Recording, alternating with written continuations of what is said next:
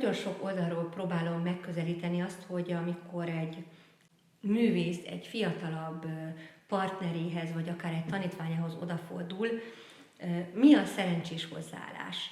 Vajon azt kell tanítanom, ami nekem annak idején segített, vagy arra kell fókuszálnom, hogy milyen adottságai, milyen előnyös adottságai, milyen hátrányos adottságai vannak az adott személynek, és abból kiindulva, a saját tapasztalataimat bevonva egy ilyen mixtúrát kell létrehoznom. Végül is ez az utóbbi lett az én vezérfonalam, és akár egy coachként működtem egy produkcióba közbe, vagy akár egy prózai társulatnak kellett betanítanom egy operettet vagy muzikát és tanácsot adnom, vagy akár egy fiatalabb kollégának, vagy egy kezdő énekesnek kellett technikai tanácsot adnom, azt ültem le magamban, hogy nincsen abszolút helyes út. Szerintem, hogyha megkérdezünk egy úszóedzőt, vagy a csodálatos, csak a hazai sportokból kiindulva a kajak edzőket, akik olimpia és világbajnokokat adtak a magyar nemzetnek, mindenkinek más és más a módszere. Mindegyiknek más az egyéni tapasztalata, aki maga is versenyző volt, vagy jelen esetben előadó, kifejlesztett magára egy rendszert. De mivel minden idegrendszer, minden múltbeli történés, és ez alatt a gyerekkort és a fiatalkort érzem, más és más. Mások a hormonális adottságok, más a genetika, más a neveltetés.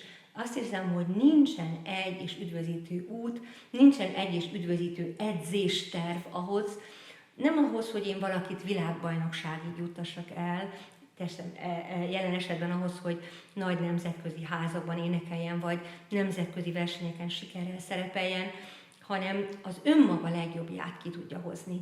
Nincsen egy adott rendszer, ami mindenkire alkalmas lenne.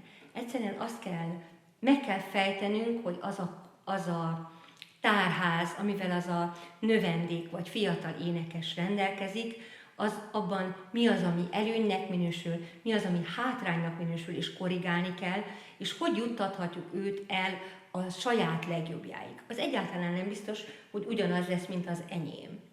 Én nem gondolom azt, hogy én egy abszolút kiteljesedett énekes vagyok, egy abszolút jó.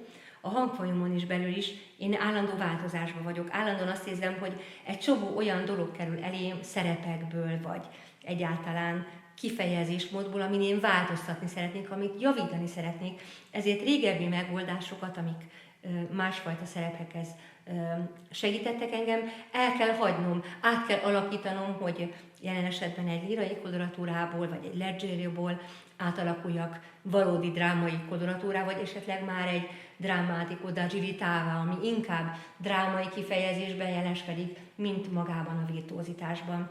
Az összes technikai alapom folyamatosan változik.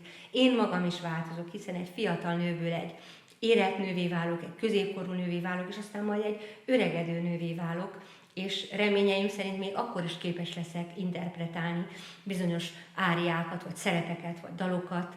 Igazából azt szeretném elérni, hogy a hangom fiatalabb legyen, mint az én magam biológiai kora. De ez azt jelenti, hogy nekem folyamatosan felül kell bírálnom az eszköztáramat.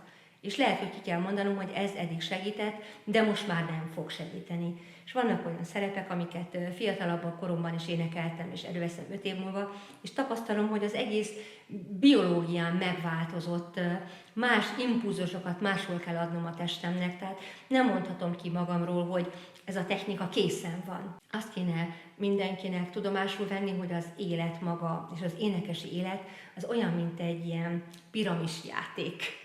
Ha mindenki beleinvestál, belefizet, és aztán ezek a javak egyre följebb és följebb jutnak. Itt most a befizetést úgy értem, hogy a piramis csúcsán is én magam vagyok, de nagyon sok mindent ki kell próbálnom, hogy aztán kikristályosodjon valami, ami nekem használ.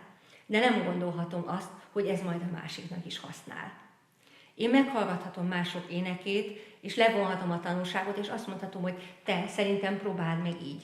De nagyon sokszor előfordult, hogy egy tanítványom hibájából, egy saját évtizedes rossz berögződésemet ki tudtam javítani. Magamon nem vettem észre, hogy mit csinálok rosszul, de nála fekete-fehéren láttam, hogy leesett az arca, hogy peküt volt és elnyett volt a teste, és nem kapott abban a pillanatban impulzust, amikor kellett volna.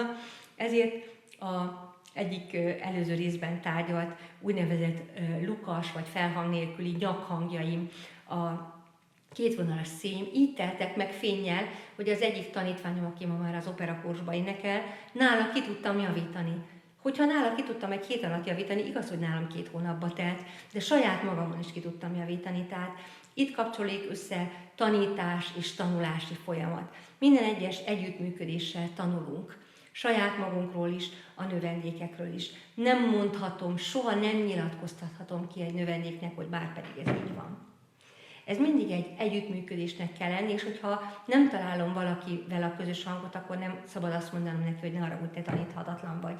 Hanem azt kell mondanom, hogy ne haragudj, az én metódusaim vagy a tudásom erre nem tesz alkalmassá, hogy téged tovább segítselek, és tudok neked javasolni 1, 2, 3, 4 nevet, próbáld meg őket. De mindenkit arra szeretnék biztatni, hogy állandó keresésben legyen, a tanár is keresésben legyen, és a tanítvány is keresésben legyen. Csak így lehet folyamatos a fejlődés. Aki vagyok, és én vagyok ebben a szűz, hát én soha nem énekeltem musicalt.